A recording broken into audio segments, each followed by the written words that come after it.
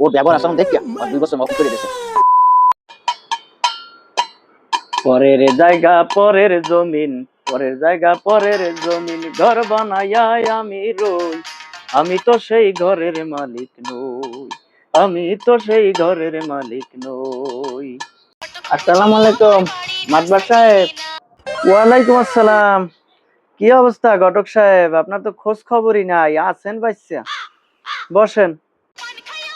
আমার আমার ঘটকগিরি পুরো আপনার পছন্দ হয় না।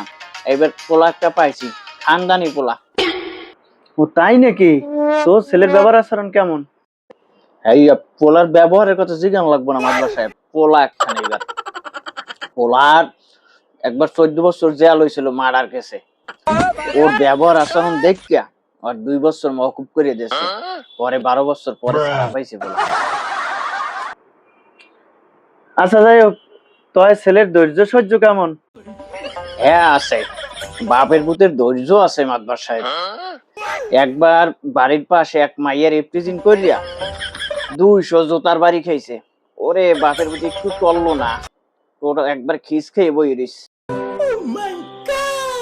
আই রে, কি নিয়ে আইছো মিয়া? যাই হোক, তাহলে এ ছেলে এমনি আমার মেয়ের আবার ছাড়ে যাইব না তো কোনো সময়? আরে না, কি করেন মাদবা সাহেব, এই নির্লজ্জ পোলায় যাইবে আপনার মাইরে ছাড়িয়া। ওই 200 জোতার বাড়ি খাওয়ার পরেও আজকেও দেখতেছি এই মেয়ে বাড়ির দরজায় ঘোরে। এই আপনার মাই ছাড়িয়ে যাইবে? আপনার মাথা খারাপ?